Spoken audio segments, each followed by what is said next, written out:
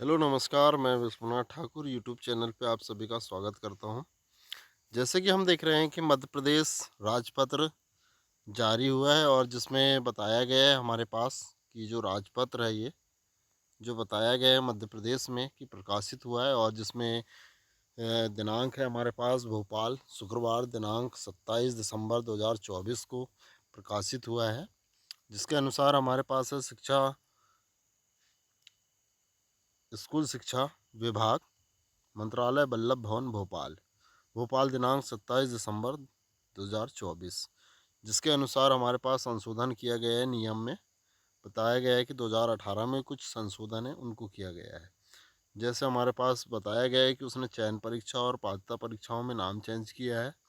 साथ में अगर आप देखें तो जो परीक्षा है इसको चयन परीक्षा के रूप में किया गया है। और यहाँ पर हम देख रहे हैं कि मुख्य पॉइंट के रूप में जब आते हैं तो जैसे कि इसके पहले जो किया गया था कि हमारे मुख्यमंत्री जी ने बताया था स्पष्टीकरण के आधार पे कि जो अतिथि शिक्षकों के लिए होगा जो वो है सीधे सीधे हम कहें कि जो अतिथि शिक्षकों के लिए बताया गया है तो वो इम्पोर्टेंट पॉइंट ये है कि जैसे यहाँ से देख रहे हैं हम कि हमारे पास बताया गया है कि जो सीधी भर्ती के द्वारा के लिए शिक्षकों के रिक्त पदों के प्रवर्ग के लिए कुल उपलब्ध रिक्तियों की 50% रिक्तियाँ ऐसे अतिथि शिक्षकों के लिए आरक्षित होंगी जिन्हें न्यूनतम 3 शैक्षणिक सत्र और न्यूनतम 200 दिवस के लिए मध्य प्रदेश या मध्य प्रदेश के हम कह सकते हैं कि जो हमारे पास है कि भाई मध्य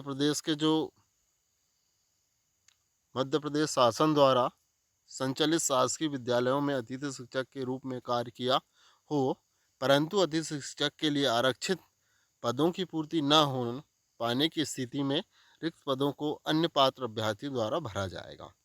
चलिए ये हो गया यहाँ से। इसके बाद जो है हमारे पास की जो 3 शैक्षणिक सत्र हैं उसको क्या कह रहा है। तो इसमें जैसे देख रहे हैं कि हमारे पास है कि भाई इसमें जो बताया गया है हमारे पास जैसे हम देख रहे हैं यहाँ पर स्पष्ट है इसमें कि जो आपके पास होगा कि हमारे पास जैसे हम देख रहे हैं कि जो शैक्षणिक सत्र के साथ साथ है कि जो इन्होंने बताया है कि स्पष्ट रूप से हमारे पास ये देख रहे हैं हम इसमें जो बताया है कि न्यूनतम 3 शैक्षणिक सत्र केवल तभी पूर्ण माने जाएंगे और प्रत्येक सत्र में न्यूनतम 30 दिवस अतिथि शिक्षक के रूप में कार्य किया हो। इसके अलावा 3 शैक्षणिक सत्रों का कुल अध्यापन अनुभव न्यूनतम 200 दिवस होना चाहिए। तो बहुत से लोग अभी भ्रम फैला रहे थे कि भाई इसमें कम ज़्यादा होगा तो आप नहीं हो पाएंगे, लेकिन इसमें स्पष्ट है कि हमारे पास जो बता रहा है कि भाई आपको 30 दिवस चाहिए प्रत्येक वर्ष में और 3 शैक्षणिक सत्र होना चाहिए और 200 दिवस। अब 30 दिवस से कम नहीं होना चाहिए एक सत्र में और 2 दिवस होना चाहिए 200 दिवस। इस आधार पे तैयार किया गया है और ये हमारे पास जो घोषणा की गई थी हमारे मुख्यमंत्री द्वारा पूर्व, वर्तमान में जो हमारे कृषि मंत्री हैं जो नियम लागू हो चुका है। जैसे हमारे पास बताया गया है कि ये हमारे पास अनुक्रमांक पदों के नाम पदों की संख्या और वर्गीकरण और वेतनमान नियुक्ति प्राधिकरण और अभ्यर्थियों नियुक्ति के लिए। तो जो हमारे पास प्रचार के लिए हाई स्कूल प्रचार होगा और ये डायरेक्ट द्वितीय श्रेणी होता है और इसमें जो भर्ती होगी वो लोक शिक्षण विभाग करेगा, टोटल करेगा ये प्रमोशन से।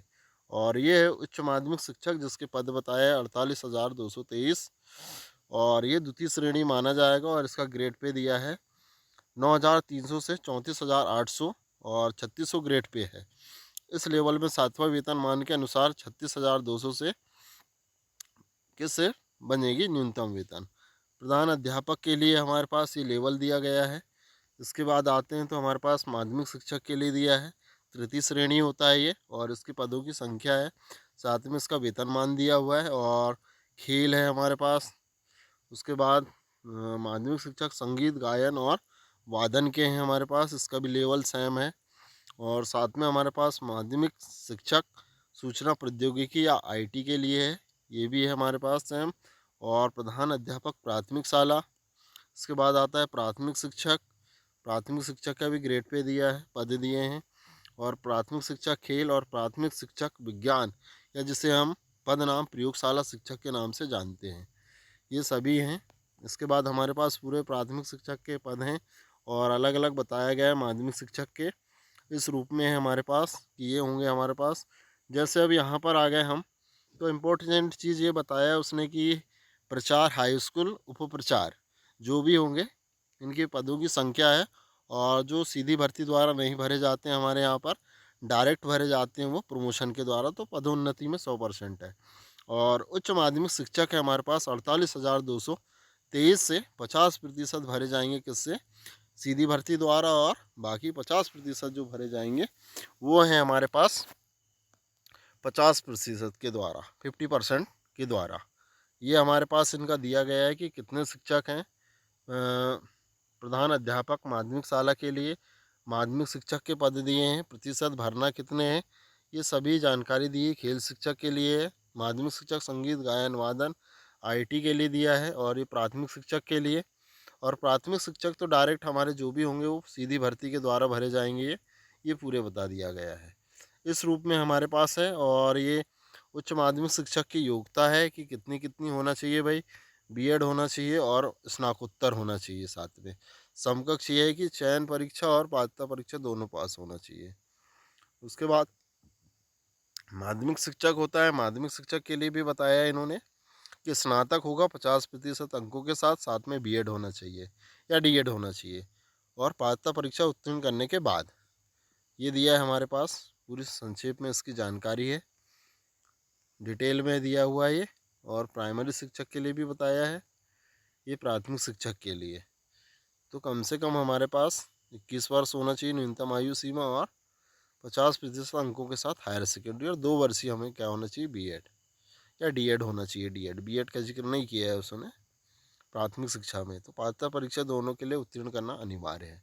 तो ये आयु सीमा वगैरह के बारे में दिया हुआ है, और ये पूरी इसकी जानकारी है, इस रूप में आप देख सकते हैं।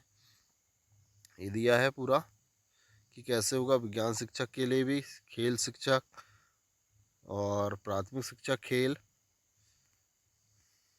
और माध्यमिक शिक्षक संगीत, इनके बारे में पूरी डिटेल जानकारी दी गई है।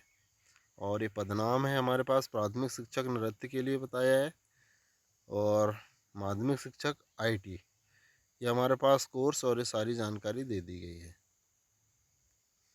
ये पूरे हैं हमारे पास और सबके लिए दिया है। और ये देखिए, ये बता रहा है फिर से कि भाई सभी के लिए चाहिए उच्च माध्यमिक शिक्षक। जब हमारे पास प्रचार या हाई स्कूल प्रचार या उपप्रचार के लिए होता है तो ये बीएड अनिवार्य होता है, और ये सभी लोक शिक्षण आयुक्त करेगा, संचालनालय इनके प्रमोशन की प्रक्रिया करते हैं। और ये माध्यमिक शिक्षक, प्राथमिक शिक्षक, उच्च माध्यमिक शिक्षक होना चाहिए। 5-5 वर्ष का अनुभव है। ये जो अनुभव होता है वो प्राथमिक शिक्षक, ये हमारे लिए नहीं है, ये टोटल प्रमोशन वालों के लिए है। तो ये हमारे पास दिया हुआ है। आई होप कि आपको वीडियो अच्छा लगा हो। ये दी हुई है इसकी जानकारी पूरी, और ये नया राजपत्र जारी हो चुका है। Thank you. आपको वीडियो अच्छा लगा हो तो लाइक शेयर और सब्सक्राइब